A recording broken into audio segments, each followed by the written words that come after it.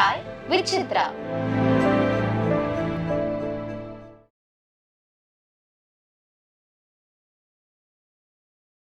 கமலோட நடிச்சிட்டோம், ரஜினியோட நடிக்க முடியலையான்னு ஃபீல் பண்ணியிருக்கீங்களா? எனக்கு ரஜினி சாரோட ஃபஸ்ட்டு என்ன ஆடிஷன் நடந்துச்சு தெரியுமா? தளபதியில சோபனா வேஷத்துக்கு நடந்துச்சு. அப்போ நான் வந்து குழந்தை, I think 10th or something. Hasini madam சொல்லி என்ன பொண்ணு பார்த்தாங்க. Because I'm from the GV sir's relation தானே. அப்போ நான் ஆங்கராக தான் இருக்கேன். என்னை பார்த்தாங்க, ரொம்ப குழந்தையா இருக்கு, இது வந்து ரொம்ப கொஞ்சம் வெயிட்டான கேரக்டர் அப்படின்னு சொல்லி. அப்போ எனக்கு அது பெரிய வருத்தமா தெரியல எனக்கு, ஏன்னா அப்போ அதோடைய வேல்யூ கூட தெரியல. ஆனா இப்போ அது ஐயோ அப்படின்னு இப்போ நினைக்கிறேன். வாசு சாரை போட்டு புடுங்கி இருக்கேன் நான். அப்போ வாசு சார் நிறைய படம், ரஜினியோட உழைப்பாளின்னு ஒரு படம், அந்த மைனா மைனா பாட்டுக்கு, ஏன்னா அப்பதான் நான் அவரோட உடன்பிறப்பு பண்ணி முடிக்கிறேன், புடிங்கிட்டு இருக்கேன் அவரை. ரஜினி யாருக்கு ஆசை இருக்காது? அது வந்து ஐட்டம் நம்பர், எனக்கு டான்ஸ் ஆடுறது வந்து எனக்கு எந்த விதமான ஆட்சேபனையும் இல்லை. பட் ரஜினி சாரோட நடிக்கும்போது எனக்கு நீங்கள் ஹீரோயினாக கொடுங்களேன் சார் அப்படின்னு நான் I felt that was the right. அப்போ நானும் ரொம்ப நேரம் இல்லாமல் 3 ஷிஃப்ட் நடிச்சிட்டு இருந்த நேரத்தில் இல்லை எப்படியாவது ரஜினியோட ஒரு காம்பினேஷன் பண்ணணும்னு நான் அப்போ நினைக்கல. அதுக்கப்புறம் கம்பேக் யூஎஸ்லேருந்து திரும்பி வந்ததுக்கப்புறம் எனக்கு கபாலியில் வந்து ராதிகா ஆப்தே என்ன மாதிரியே ஒரு ஆளை போட்டாங்க பாருங்க.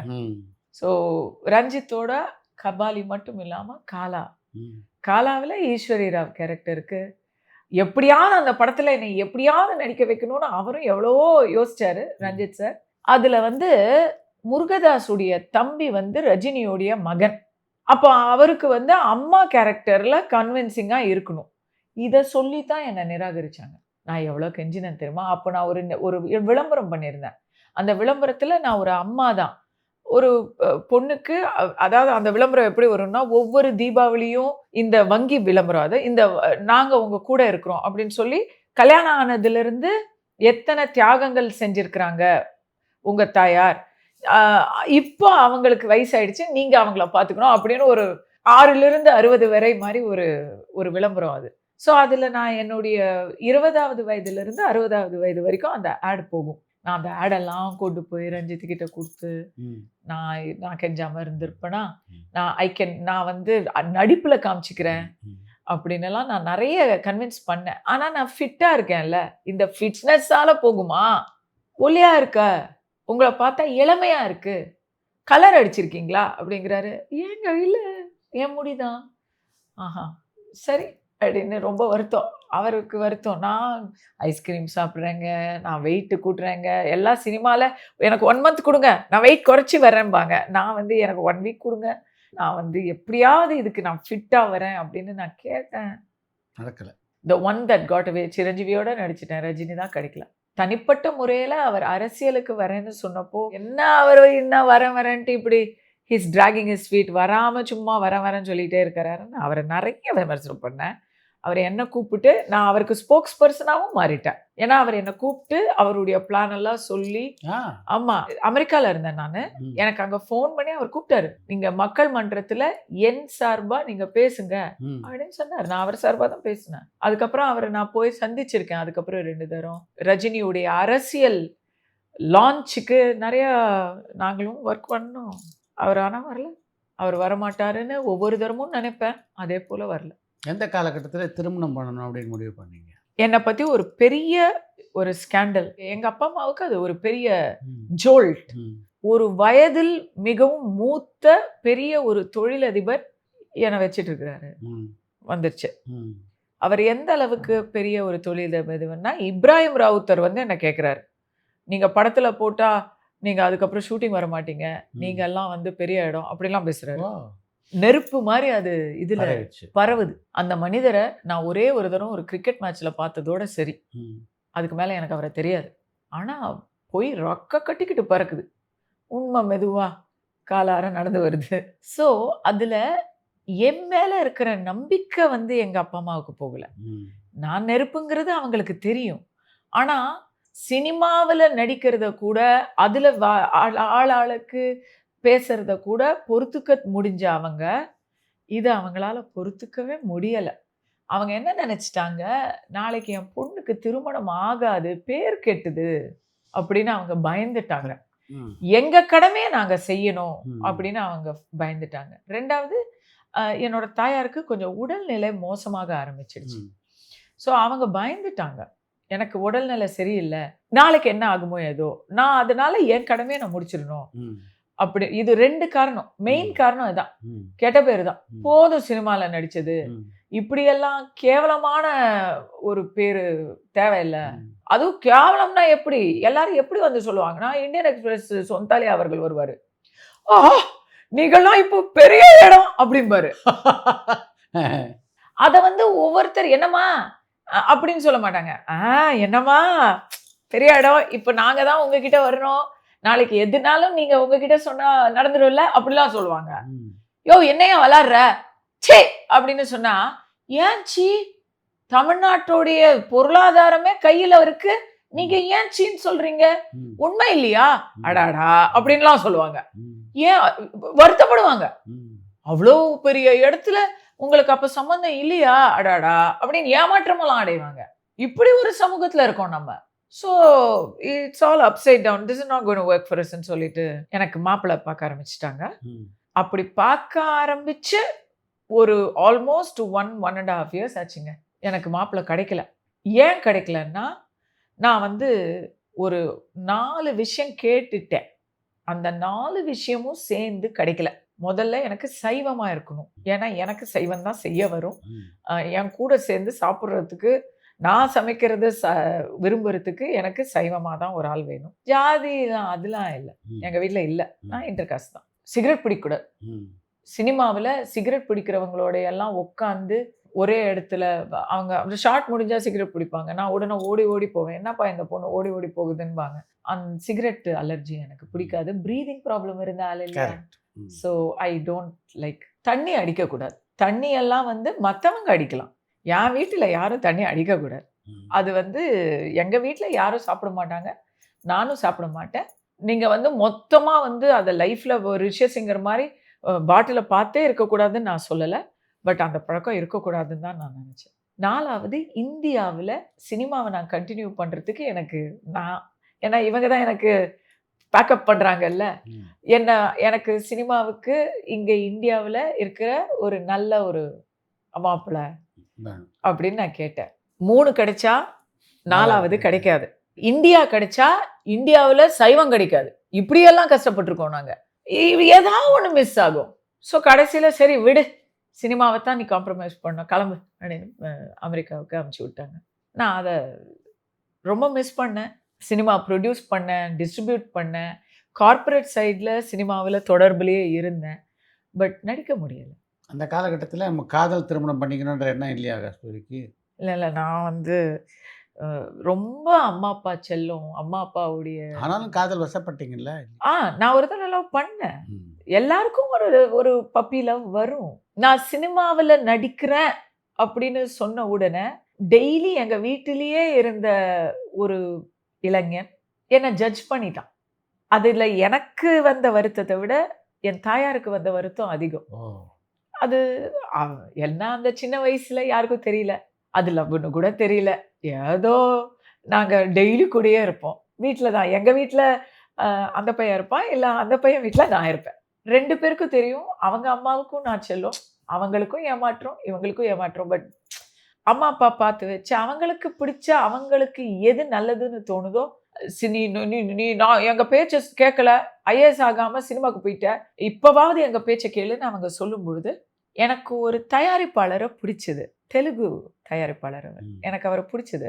அவரும் ஒண்ணும் இந்த நம்பர் 2லாம் கிடையாது. He is a young person, very eligible bachelor. இந்த 4 கண்டிஷன்ல ஒத்து வராரா? ஆஹா! வரல. ம். இல்ல ஆனா லவ்வுக்கு நாம அதையெல்லாம் விட்டு குடுப்போம்ல. கரெக்ட் தான். இதெல்லாம் உடைக்க வேண்டும். இந்த 4ல அவரு சிகரெட் பிடிக்க மாட்டாரு. ஏன்னா சிகரெட் பிடிச்சா லவ்வே வந்திருக்காது. ம். பக்கத்துல எப்படி போறது? பட் அத விட அம்மா, அப்பாவுக்கு என்ன பிரச்சனைனா, நீயும் ஒரு அன்பிரெடிக்டபிளா இருக்க. எக்ஸாம்பிள் சொன்னாங்க. ஒரு நடிகையை திருமணம் செய்த ஒரு புரொடியூசர். கடைசியில அந்த நடிகையுடைய சொத்து எல்லாமே அவர் வந்து கபளீகரம் பண்ணிட்டாரு. அப்படி ஆயிரும்டி, என்னத்தான் அப்படி இருந்தாலும் கடைசியில் லைஃப் ஸ்பாயில் ஆயிரும், நான் இருக்க மாட்டேன் அதை பார்க்க அப்படின்லாம் அவங்க ரொம்ப பயந்தாங்க. சினிமா அப்படிங்கிறது தான் என் காதலுக்கு தடையாக இருந்தது. அதுக்கப்புறம் சரிம்மா உனக்கு உனக்கு பிடிச்ச மாதிரியே நீ பாருமான்னு சொன்னதுக்கே 1.5 வருஷம் ஆச்சு. எவ்வளோ மிஸ் பண்ணீங்க சினிமாவை?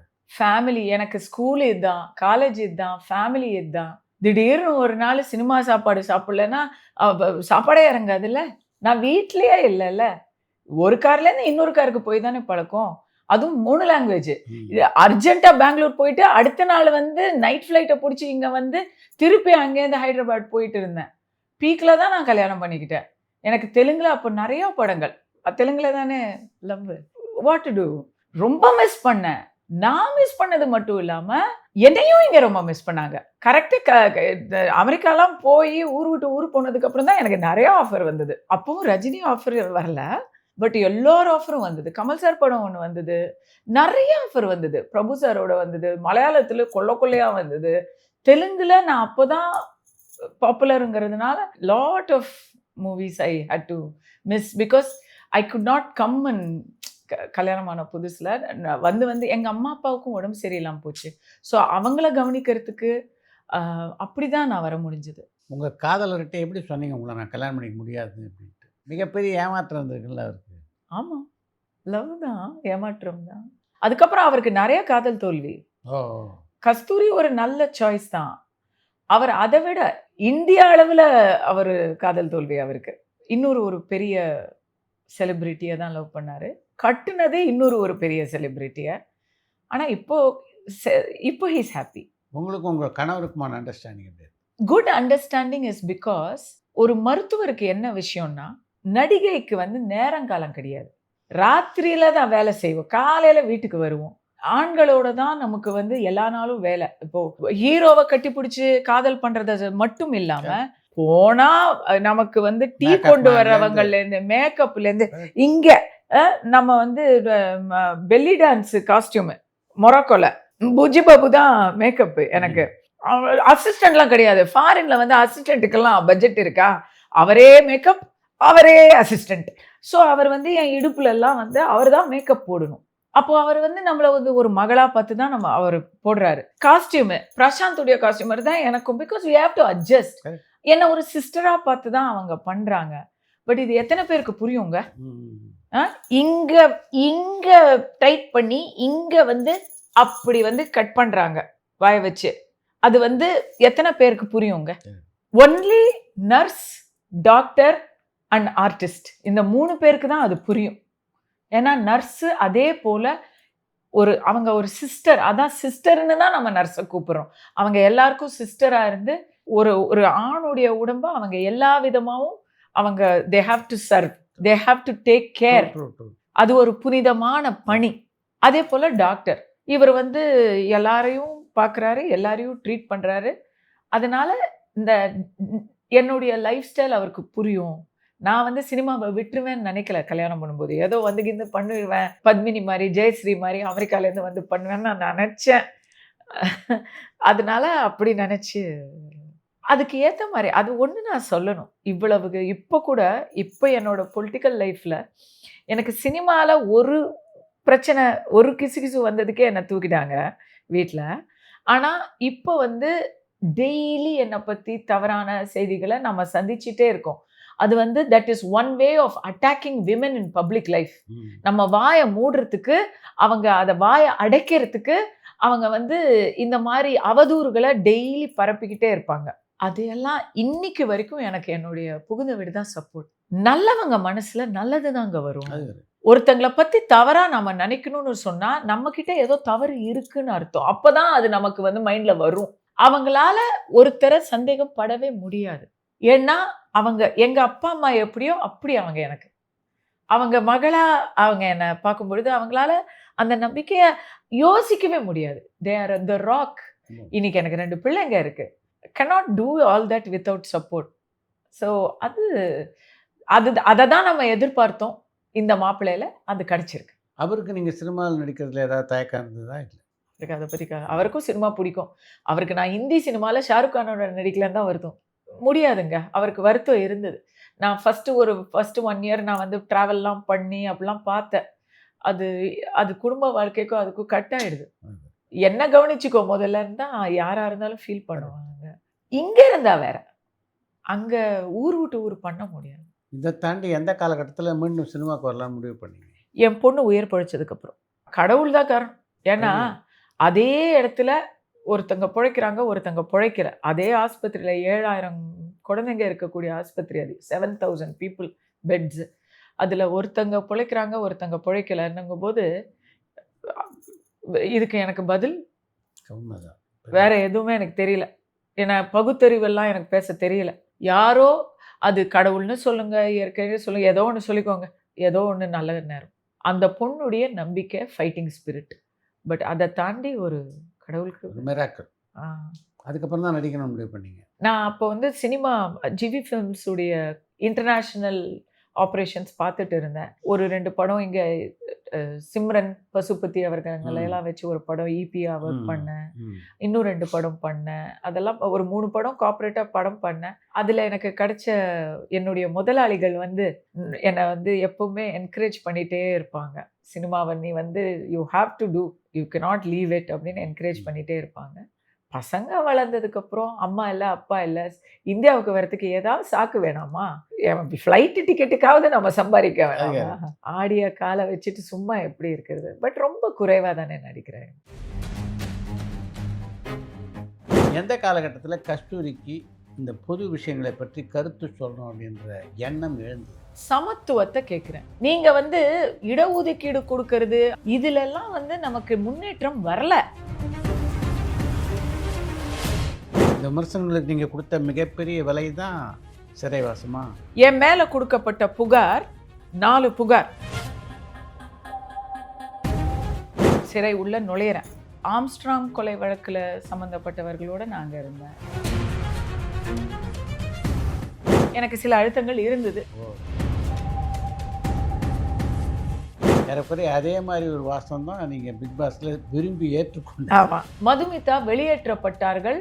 அதுக்கு வந்து ஒரு காரணம் இருக்கு. அப்போ